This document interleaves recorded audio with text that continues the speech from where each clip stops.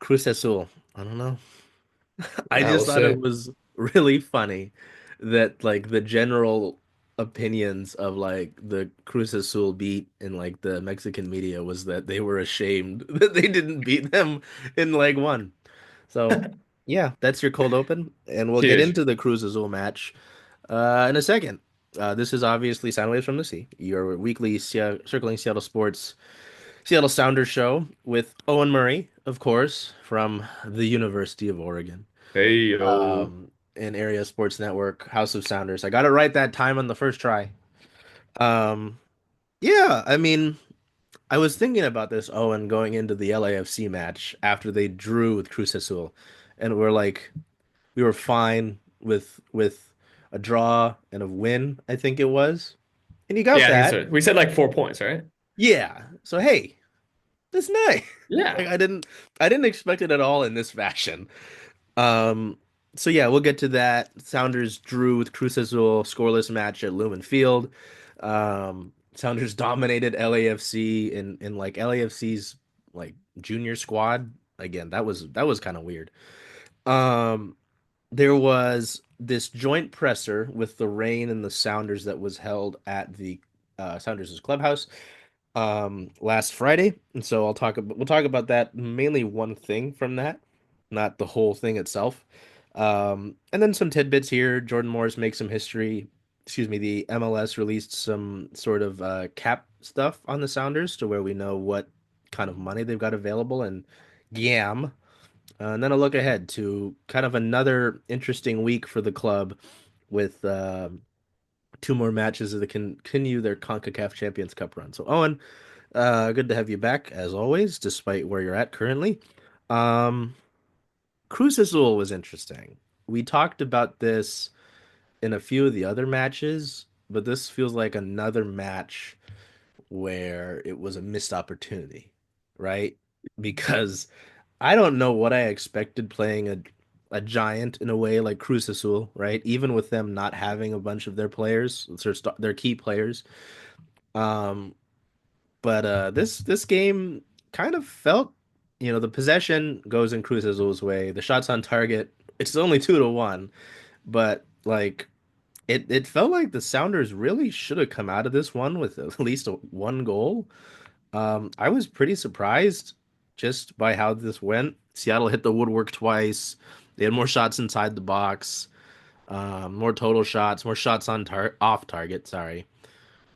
I like honestly, I left this match wondering how they were going to go in the second leg scoreless. Like I was really surprised by that. Personally, at least. I don't know. What did you think of the Cruz Azul match? Yeah, I mean, for what it's worth, like lineups aside, I came out of this game thinking like that was two really good teams that just kind of pushed each other for about 90 minutes and didn't break. Um, the shots on target, you can. I mean, if you want to like add a couple for the new who header off the Oh crossbar, the yeah. Jordan one that went. I mean, they're not shots on target, but those are really solid chances in that regard. And I thought that um, you know, just thinking about this game and who these teams are, that it was two teams that really did they pushed each other and neither one broke, which is about how we expected this game to go. I think now when you look at the fact that Cruz Azul was missing six starters, then it starts to feel like a missed opportunity. It starts to feel like, yes, this is what we created, but we really needed to have taken advantage. Yeah. I think that's the biggest thing is just the opportunity that had been presented there. Obviously, you want to do well when you're in the home leg, right? But especially when I was seeing the stuff about how they weren't bringing all of these people, I was like, huh, you really do need to strike now. Um, I would rather not leave this winner take all match essentially down in Mexico to advance. Um, yeah, no, I mean, I would agree with that. Two good teams that battled it out. That's what I like. I enjoy that. Like when it's two teams that kind of just middle around, which doesn't happen too often, right? But there are occasionally these matches where it's just kind of like we could have been playing like checkers in the press box and it would have had the same level of excitement. I don't like that. we didn't get that at all here. Like this was a really this was a fun match to watch and be at. So yeah, I just don't like the position that it puts you in, but that's not what we're talking about right now.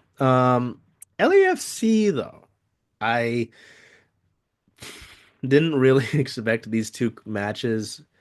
No, not matches. Sorry, these two lineups to be so heavily rotated. Like seeing this 3-4-3 for Seattle, seeing Danny Musovski up top. Not what I expected, but hey, the end result's what matters here. It was really cool to see Kalana Kosirienzi, um, two of one of two Huskies to score in this Owen, mind you. Okay. Um, scores in the 11th minute. Nice spin move, gets himself some space, fires away. I said, "Oh, all right." Like he is on this sort of short-term loan, right, from the Defiance. Like he's obviously we've seen players before who make some sort of impact on a smaller level on something like that, and they, get their own time to shine with the first team. I don't know if that is going to be soon. I don't know what that would look like for him. But yeah, I mean, like having followed the guy's career from Washington, seeing his giant backflip in the Open Cup last year, was it, right? And it's Yep. it's been fun to watch. Didn't think he'd be scoring a goal this early into the season for the first team. Like I did not have that going on. Um, Nathan Ordaz, I don't know if I'm saying that properly. For LAFC, he's only 21, scored on just kind of a chaotic ball in the box for Seattle. Andrew Thomas, I think, made the initial save, and LAFC was able to clean it up. That was just kind of, any scramble in the box isn't great. Um, so you go into the half tied, and I was like, okay, like LAFC's been your boogeyman. Like you've got to be able to figure it out. And even like in the first 10 minutes after we started the second half, I was like, I really hope, and this is where I started thinking about what we said last week. I was like, I really hope we don't come out of this with just a draw because, you know, it feels like you need more. Especially with this being LAFC, I feel like this is a measuring stick kind of match, right? Even with the heavy rotation, you got to be able to get points, right? Especially with the disappointments against Charlotte and against Real Salt Lake, you got to get points at some point. We can't be this team that's just going to kind of scuttle along and rely on some big Sanity run in the summer. Uh, and then Seattle scored four times. After the second half began with Paul Rothrock in the 57th minute on a really, really fun goal. And then it just kind of felt like everything went Seattle's way. Yes, LAFC did get a goal in the 90 plus 2 minute. Um, that Very one nice just goal. it was weird because things had felt so good for Seattle at the point. Jordan Morris becomes Seattle's all-time leading scorer. Christian Roldan gets a goal, so two Huskies get on the board. How wonderful! Things just fully felt in the Sounders way, right? I I don't think the press box registered that LAFC scored because it just kind of felt like everyone kept going. Play stopped, and I was like, "Wait, why are we stopping?" And I realized they scored. I was like, "Oh shoot, okay." And Albert Rusnak comes in on a nice pass from Georgie Manungu, mind you, um, and gets this one. Albert actually had two assists in this one. That's crazy. Oh, yes. Oh, okay. Yeah, I guess there's one bad that comes out of this, and it's that Pedro had to leave in the 36th minute because what we were told was right quad. Brian Okay. didn't go into any specification after the match. He said he had some tightness, and he said we were going to provide an update. It felt like he was going to say at training, but they had to go to Mexico, obviously, for this match that's going to take place tomorrow. So he said we'd learn about this after the Cruz Azul match. So. We'll see. I mean, I'm sure they're going to be very cautious with him. Before I talk about Pedro, this match, I think we didn't say anything into each other until like it was well decided, and this was like the word that I kept reading was cathartic, right? Hmm. Like I don't know this match. Like, what did you think? Your thoughts? Okay, I've been collecting my thoughts here. I have a couple things I need to go through. Number one, I want to specify that Oregon doesn't have a men's soccer team. Wait, Um, really? nope. Weird. So come play our club team. We'll see how it goes. Or I mean, even better, you could come play my code intramural team. That Okay. I'll go we'll get my start in a few tiempos. I'll weeks go here. find that. Yeah, please. No, pull up. And you were talking about these two Huskies that scored. I think even more notable than that is the fact that I think, if I'm remembering correctly, three MLS Next Pro players in this game, or former MLS Next Pro players, had a goal contribution. Okay. Um, Yeah. so yeah, I thought there was going to be an Rothrock, Oregon dig there. Manungu. No. Rothrock, Manungu, and Kalani Kosorienzi Yep. all contributed in probably just the biggest game of the MLS season flat so far. And I think that's something that is really a testament to how this team, which we've criticized for not spending big, has been able to use these contracts not just once, but over and over to produce players who are now scoring goals, providing assists in the biggest games that this team has to play. Yeah, that I think, before Albert scored, I looked up um after the Jordan Morris goal because obviously that one creates some history. But I looked up and I said Kosrienzi's got a tie to this area. Paul Rockrock had the tie to the area. Jordan Morris has a tie to the area. I said, "Oh, I put that tweet up." And then Christian scored, and I said, "Oh, okay, make it four." You've got the UW guys. Paul, you talk about the academy, right? Like, talk about the contributions as well. Oh, I was gonna say Jesus Ferreira does not have a tie to the area. No, he does. Neither does Albert, but Georgie obviously too coming up through. So yeah, it was really cool to see that. And I think someone asked Brian about this. I don't remember who. Usually I try to mention who it is. Like, well, one of our first episodes, I said Nico Moreno like 8 times. Um, but someone asked Brian about like those ties and the guys who come up through the academy, and Brian basically said, "Well, we've been trying to do this." In his He gets kind of sassy sometimes. If you ever listen to some of Brian, he does. Sassy Brian's a thing. Um, so yeah, that's really cool. You know, in in a way, it's really nice to not have to rely on your sort of bigger pieces in like a Ferreira. Pedro didn't do that in this one, especially with him being, coming out in the 36th minute. And Paul Areola did not feature in this match at all. So yeah, it's nice when the guys that you bring in, because that's how you, at least in sports, to me, that's how you build an organization that's sustainable, right? You have to build what from within, coming out and getting guys out in free agency, despite it being NFL free agency right now, as I peek back right now. Um, it's not super sustainable, right? So building within, and that's always been a Sounders thing, right? Is the guys that they're able to have within their academy, go from there, that sort of thing. It was nice to go away from the academy thing, to see a kind of a vintage João Paulo game. Like that was cool to see. Absolutely. On his birthday. I was a little worried, Owen. I was like, okay, like you're bringing him back. What's he gonna do this year? Like, I love the guy. Great. Like, really enjoyed watching him play in his first few years as a Sounder, seeing him be an MVP candidate. But you worry as guys get older, right? Danny Leyva continues to put in great shifts, played 88 in minutes in this one. Um, so yeah, no, I was kind of looking for something out of Danny Musovski. I think I was talking to Nico, right? I was Mhm. like, hey, is this like, can he do something? I understand he's gotten limited opportunity, right?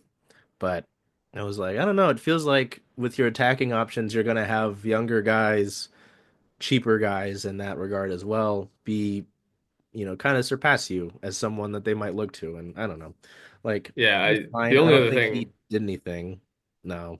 no, the only thing I want to shout out here is like I thought I was re-editing some highlights tonight, that I'm gonna call tonight from this game, and I was just looking at like what was great about this team and the fluidity was the fluidity of movement, especially on the I want to say maybe the Rusnak goal, and then the Jordan Morris one.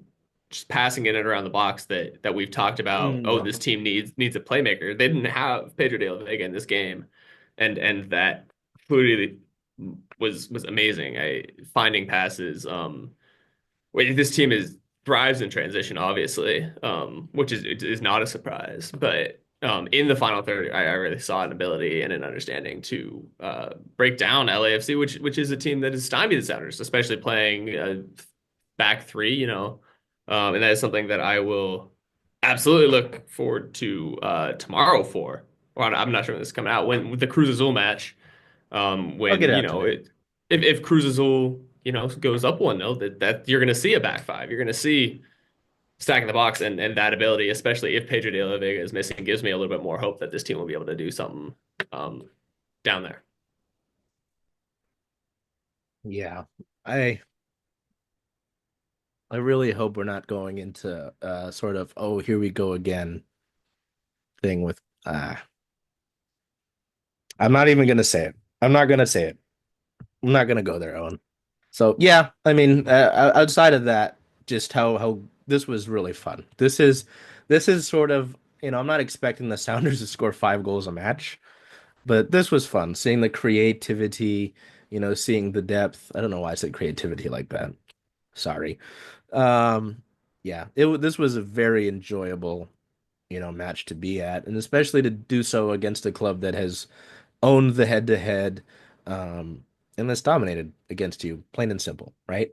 So, This is a benchmark now. I mean, this is going to be the performance that we measure Sounders' performances against for mhm. the next couple of months. We say we know what this team can do, Yeah. and if it doesn't perform to that standard, like this is now the measuring stick. hmm Yeah, that's a good point. We'll have to look back to this match. Hey, and I will say, seeing the like I know they played in them in that first Antigua match, but seeing the Salish kits on the field, Oh, that's beautiful, pretty beautiful. nice. Especially, I was thinking about this too.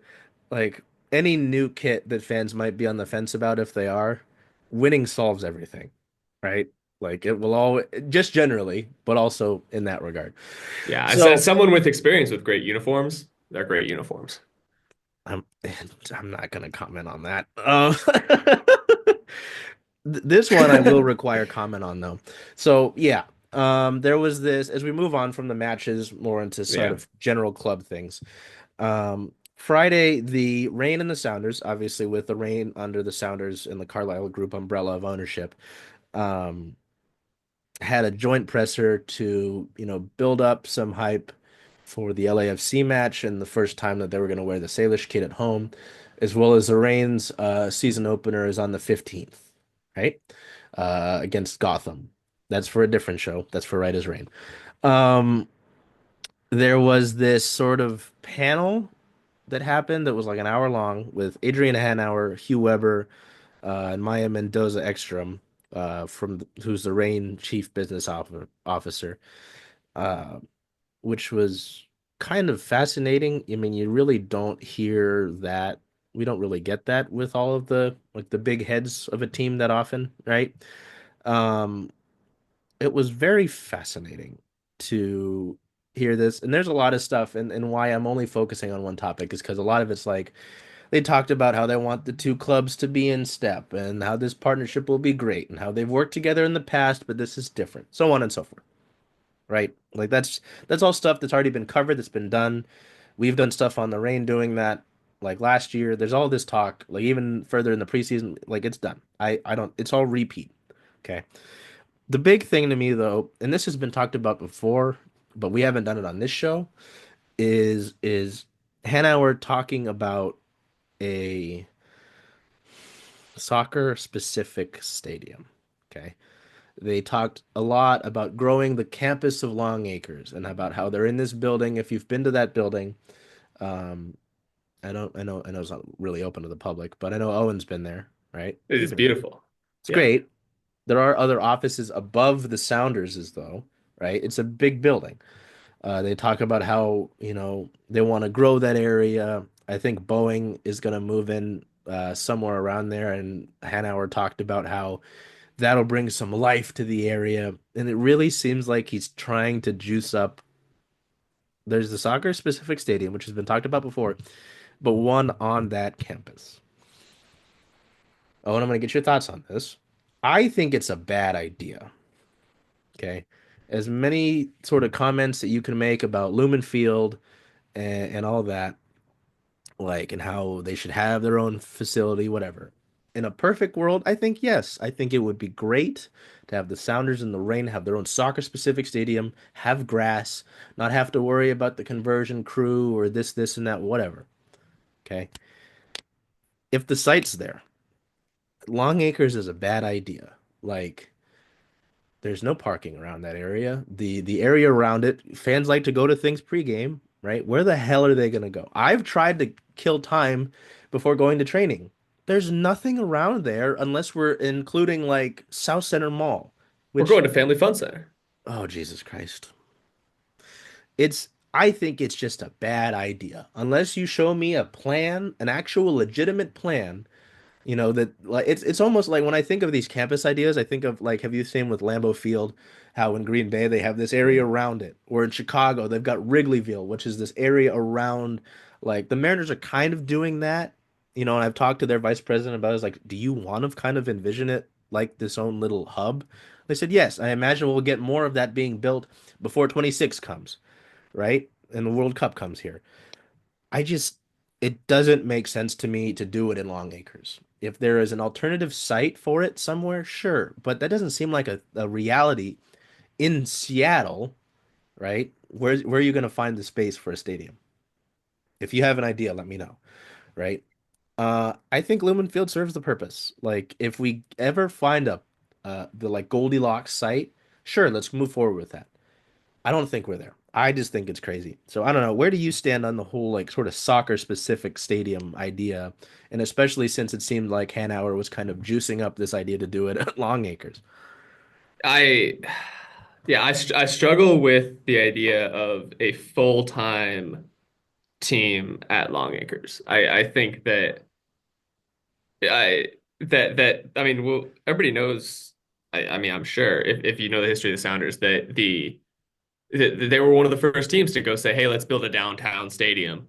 Let's take advantage of the things that location can give us." Yeah, bars, a city here. That's not what you're going to get at Long Acres. If you're going to Long Acres, you're committing to a very different um, target audience, I guess. To think about that, the Sounders' whole deal was that they weren't going to pander to kind of families. They were saying, yes, we like families, but we also like the people who wake up at 4 a.m. to watch European soccer and the people who are going to be Mm. at these bars Yeah. and at these restaurants. And I think that moving out of Lumen Field, number one, takes away a lot of those advantages that you say, hey, we're going to give you a stadium, you know, easy access. You have the light rail. You have food. You have just signs of life. Um, Driving around Long Acres, there's not a ton of signs of life. And I think the other advantage that you'd be losing is that, you know, I understand the Sounders don't draw a lot of fans on the regular. What they draw for LAFC? Probably 30K, something like that, I assume, right? I can look. Um, but if you build a 30K. stadium that's a 30,000 seat stadium, yes, you're gonna have those fans, but maybe you're drawing 20,000, and then you don't have the option when you say, hey, it's Champions League final, you're gonna have to go to a place where you're unfamiliar. You're gonna say, hey, let's play this Champions League final at Lumen Field. Sure, let's play this Timbers game at Lumen Field. It doesn't feel right to me, and I think that you're losing a lot of economic benefits. You're losing a big part of your audience, and that in the end, it's just not going to work out. That said, I think building a stadium on that campus is a great idea. We saw what it does for Starfire. We saw for these crowds, like Open Cup crowds, that maybe you're not going to draw 20, 30,000 people. That it makes it a really unique environment. But a lot of that is the history too that Starfire Stadium has. Yeah. I just, anytime this is brought up, I'm just kind of like, hey, so do we know what we're doing? Like, is the plan there? Yeah, I Um, mean, I was in on the idea of Memorial Stadium. I was in on the idea of renovating that. hmm. I said, hey, because you keep those benefits. You say, hey, there's nowhere more Seattle you can get than Seattle Center. And if you say, hey, we want 35,000 seats here. We want a Providence Park size stadium. Um, sure, I'd be in on that. If you need to go play a Champions League final, you can go across the street. Um, I don't love the idea mostly because of the location. Yeah. No, and that's it too. I'm like, are you going to believe that people are going to make that drive? Like I understand because there are trade-offs in this in my mind. There are people who do make the drive and the trip up to Lumen, right? But that's more of a an actual, hub of sorts, right? There's stuff to do. I know people get up there, they go over there, they go to Pioneer Square, they go to the other places that are on Occidental, right? They go further down into Soto and then they walk up, right? Um, yeah. Like, were you gonna have all these Seattle people come out to Longacres and then park and then just kind of hang out? Like, if that area around it was further developed, then sure. But I've spent time around there before and after we've done something there, and it's just like, wow, there's nothing for me to do here. I just gotta get Yeah, out of I, here. I mean, for what it's worth, have you been to Autzen Stadium? Not yet. Okay, so it's a campus idea. The Ducks have their indoor football facility, their like student athlete center, um, all that stuff there. But it's the actual life there, other than the walk to Autzen, which is kind of pe people walk over from Eugene over the Willamette River, is pretty dependent on tailgating, which is fine. But the Sounders don't have that college football kind of tailgating tradition. Again, which what this is about. Um, and I think you lose a lot of that. And I see a lot of that because the only place that these fans are coming when they're going to Ducks games is these tailgates. There's not a restaurant across the street. There's not a square where you can really gather. That's what worries me. Yeah. So, and the other thing too with this, right, is that Hanauer kind of admitted that, it will take some time. Um, but like still, I don't know like how far-fetched these dreams they have of this really are. I think they're kind of I just don't have any belief in that.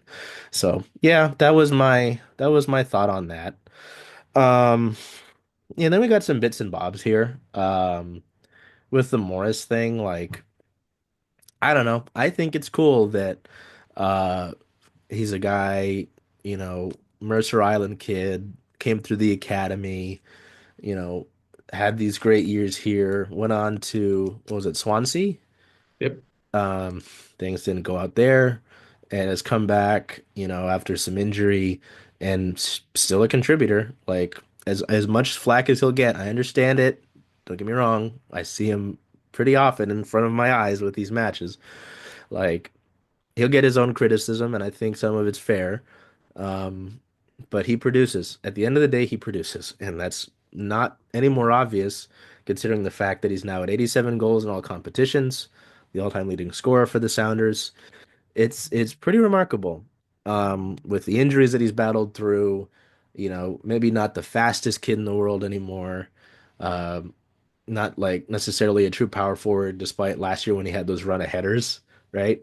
Oh yeah. Um, I don't know. I think it's been really cool to be able to watch him do that. Like of course with what we do, right? At CSS, it's always rooting for the hometown kid is great. Seeing the Seattle connection in some way is great.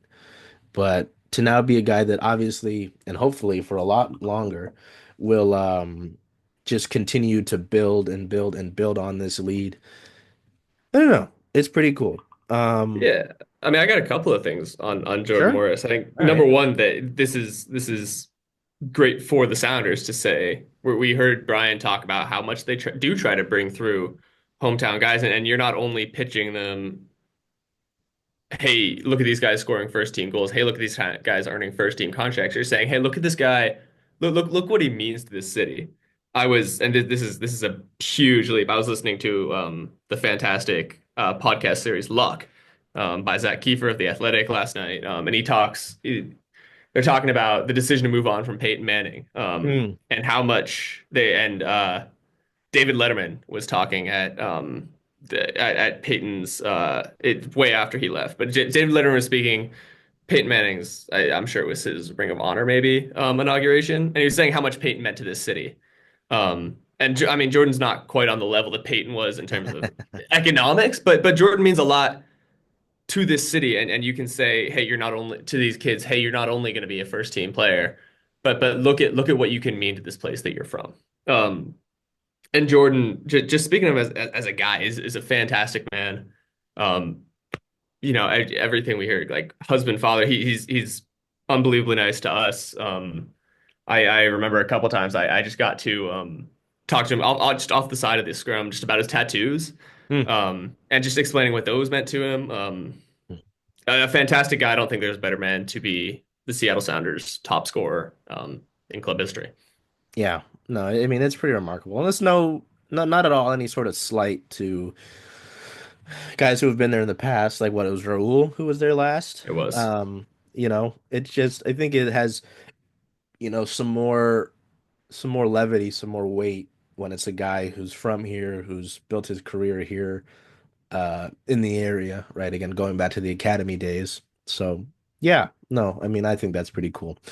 Um, to get into that, I wanted to acknowledge, so. Um, I don't know. It'll be cool to see where that final number for him ends up, right? Uh, so there's that. And it was, oh, actually, I think you might have heard this in Brian's presser, but not everybody on here will. It was really funny to hear Brian share this story about how, Yes, I did hear that. as media, we have credentials, right? We have to bring them, or unless like a PR person helps us out, we can't get in to the stadium for a match day, right? Um, the players do as well, which I always find interesting. Um, and he was sharing today, not today, after the win over LAFC, that Jordan, um, the day of that match, had forgotten his credential at home. And he called one of the security guards who's been there a long time, and he said, Shout "Hey, out, Gene. yeah," he said, "I don't have my credential. What are we gonna do?" And he was like freaking out. And it just is funny to think that a guy like that is not, you know, I'm not saying again he's Peyton Manning, right? Um, but pretty recognizable at least for the Sounders. Pretty synonymous with that club, I'd say. And he's worried about getting into his own match, because he doesn't have this identifying marker for him. So, yeah, that's cool. You love to hear stuff like that. So, Great player, um, great guy. yeah, no. Honored to cover Um, him. um, then this is kind of I mean, because I don't know how much we can do with this, but yeah, I believe this was the 7th, yes, March 7th, which is Friday, of all the stuff that happened in Seattle sports on Friday. Jesus. Um, the MLS released some data that showed that the Sounders have a little less than 1.2 million in general allocation money. Um, Over the last few years, the Sounders have just kind of, not the Sounders themselves, sorry, MLS has tried to be more transparent with these things.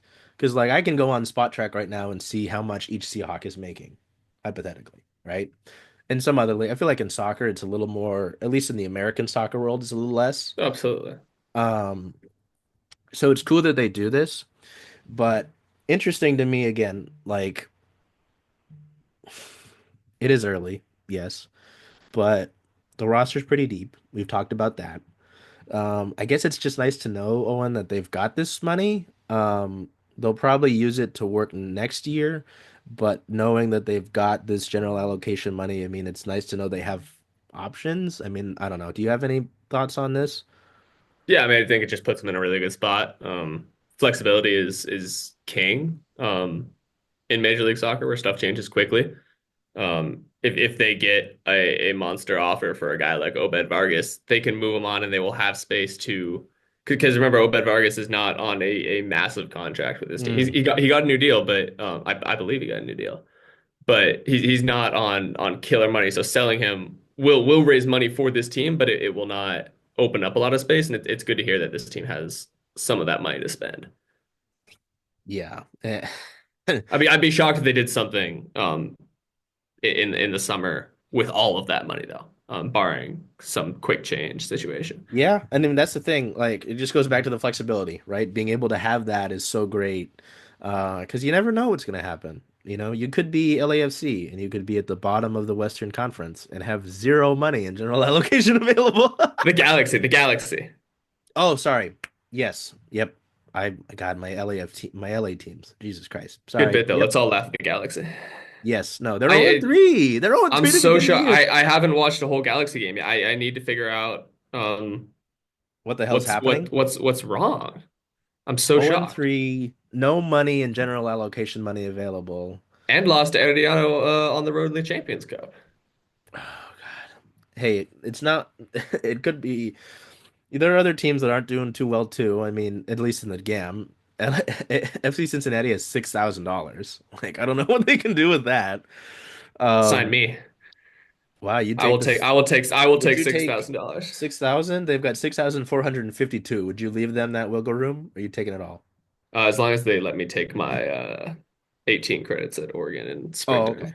That's fair. Okay. I think they can work. We'll do it Um, online. oh, there you go. Yeah. So I don't know. It's just always interesting when these things come out because I'm just used to, at least in the American soccer teams, like I have no idea what the Rain players are making. No idea. Obviously, with women's sports, that continues to grow, so on and so forth. But even with the Sounders, I'm like, I don't know. Like occasionally we'll get the bits and information that the MLS, again, over the last few years has like doiled out. But usually I'm just kind of like, Yeah. okay. What I will say is the MLSPA does do a good job of disclosing salaries. It does do that. So Yes, that one. we do know MLS player salaries. But the actual internal like workings of all this monopoly money, not to like actually mention remembering how it works, Hmm.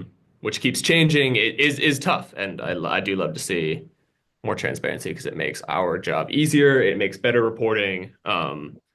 And it allows people to have a better understanding of what these teams are doing when they use a contract like a one of these temporary contracts, and you can say, hey, they're using this and they can't sign them because they don't have enough GAM. We wouldn't know that Mhm. otherwise. Yeah. Nope, that's exactly. So, God, sorry. Sam Darnold highlights are going on the corner of my eye. What a time it is in this city, Owen. Jesus Christ. Speaking Can't of a wait to see like time, Sam Darnold raises scarves up. oh It'll be God. great. That's just a new image that I would You not think have he's thought more of. of a 50th anniversary kit guy or a Salish kit guy? Well, he played in purple in Minnesota. He Okay. plays in dark blue for the Seahawks. I would go Salish kit. Okay. All right. I think We'll that's have to fair. ask him. Well, Well, you'll have to ask him for me. I'm sure he's doing his research right now. Sam, Salish kit, 50th anniversary. Thoughts? You're like, what? No Huh? context. No context. Or Yeah. action green. Or action green. Ooh, that's true. Yeah. He could Um, be. all right. So, anything, Owen, before we look at the week ahead, my friend? Oh, anything for the good of the order? I don't think so. I think this was a weird week. I don't It think that I was. would have predicted necessarily that it went this way. Um, Especially if I had known the lineups. I think this is a good spot for the Sounders to be in. I think this was a successful week for the first time this season. All I know is that in the Salish kit, they are now they have a goal differential of what? Eight, 8 goals for and three against. So Yep. that's pretty good. Um, yeah, so tomorrow, yeah, we'll get this out today. Tomorrow, the second leg of that CONCACAF Champions Cup round of 16 match against Cruz Azul. That's at 5:30 p.m. Pacific time. Yep. Um, this is just telling me it's on VIX. I don't have VIX. This surely this not. I believe it'll be on FS2 again. Okay. Is it's where these CONCACAF Champions Cup Yeah. matches have I'm been. I'd like be surprised if it that's wasn't. so yeah. Um, It's nice to have it when they're on that as opposed to just because I still get the people who complain to me about the Apple thing. I get it. Don't get me wrong. I understand. I just can't do anything about it. Like that is far above my head and my pay grade. So, yeah, that's weird. Even though the Sounders schedule doesn't say. But I imagine it'll be on FS2 and we'll make that public when we do game day and all that. And then on the 15th, Saturday, so later in the week, they're on the road, their second road match of the season, MLS regular season play, to take on big, mighty St. Louis City. Where is St. Louis City in the table this year? St. Louis Oh, City's doing okay. one Not win, two fantastic. draws. Yeah. I mean, It's there's only one thing we know to expect in this game, right? Do you remember what it is? oh, an own goal? An own goal. Yes. Make it. Hopefully, I mean, historically, it's been from St. Louis. Hmm. Sounders, I don't believe have done anything but win against this team since it's come into the league. Um, what does a successful week here look like in your eyes? I mean, is Yeah, it 4-0, advancement first and of three all. points? 4-0 against St. Louis City. Um, Realistically, yeah, I think 3 points. With Cruz Azul getting players back, with it being in Mexico, depending on the lineup Seattle rolls out, like yes, they did this against LAFC, but I put some caution on it, right? I'm taking 3 points, man. Like you got to get a win on the road. Like I understand too, Real Salt Lake has been your boogeyman on the road. Um, get 3 points. Keep build off of the regular season play. Let's keep going. Like it's tough. I mean, I would love for them. I know we talked about at the beginning of the year all of these competitions that they're going to be in.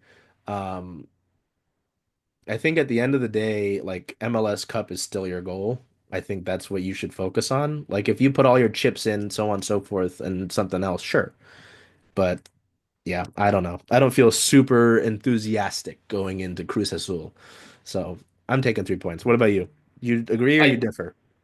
I think we saw what the look could be based on the lineups of past week. I wouldn't be surprised to see a rotation at St. Louis, and see this team really go all in on that Cruz Azul game.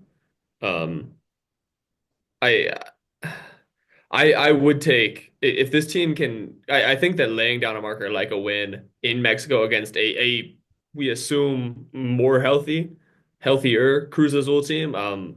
It does more for this team than a win in St. Louis does. Yeah. I understand MLS road wins are key. But I think that this team and a win, what a win would do in the Champions Cup, even though next round is going to be tough. You're not guaranteed advancement to the semifinals at Mm-hmm. all. Um, I think I would take I could take the hit. We've seen what this backup team can do. I would roll out the starters down in Mexico tomorrow. You think they Um, will? and if I was sitting on the bench there, I would say roll out the starters down to Mexico. Really go for this. See who can go I mean, they didn't um, play Paul on Arriola at Saturday. all against LAFC. And I think that was really notable. I think that shows that this team is going to really give it a shot here. It absolutely does not believe that it is out of this game just because they're playing Mexico with an even score. Yeah, no, I'd agree with that. And I'm not saying like fucking boot it, right? I'm nervous about it. You know what I mean? But yeah, I mean, in the LAFC match, Jordan came off the bench, Christian Roldan came off the bench, Paul Arriola didn't feature at all. Um, yeah, I mean, I think we do see a very first choice lineup tomorrow. I need a And bell for this, but championship pedigree. That's what wins you these games. and we need to That's make what a wins you button these for it. games. I just Yeah. need like a championship pedigree counter right here. But I gotta say it at least once podcast. That's what wins you these games. That's not what wins you games against St. Louis City No. in March. It's what No. wins you games That's a fair against point. Mexican powerhouses on the road. Again, as I've said it, I feel like on the last few shows, this is why I do this with people who have smarter brains than me. They bring these things Oh, up. you're smart. So, yeah, that St. Louis game 5:30 also, which is fascinating. So double 5:30 matches for you guys this week. Sounders have not lost to St. Louis City yet. They've won every single match. They've never dropped points to that club. No Nilsson for St. Louis City. Tough. I have not paid attention. Um, so yeah, that's March 15th, 5:30. That's on MLS TV. MLS, nope, sorry, MLS TV, Apple TV, MLS Season Pass. Another big week. I mean, I feel like any match when they're going to have CONCACAF Champions Cup is going to be a big week. So, all right. Well, till we see you next week, who knows what that'll look like? Oh Who God. knows what horror Seattle sports will hit me in the head with? Um, Yeah. it was really weird. I hit my head and I got a lump on. I was like, wow, I didn't know I could look even more round. So, till we see you next All week. right. Take care of yourselves. Hopefully, Oregon flames out of the Big Ten tournament. Uh, we tried to upset. Yes. Oh my God. Oh yeah. What do you know about Nate Biddle? Bald spot, bro. Don't talk to the bald spot. Men's basketball sucks. Until we see you next week. Take care of yourselves. Be well. Do whatever you can to make today a great day. Hey, Charles. Hey, Jen. Hey. So where are you going to watch all of the Sounder away games this year? Away games for the Sounders. Well, since Rough and Tumble is the home of Circling Seattle Sports, I was thinking of coming here if that's okay with you. I think that's a great idea. Go Sounders. Hope we see you all here.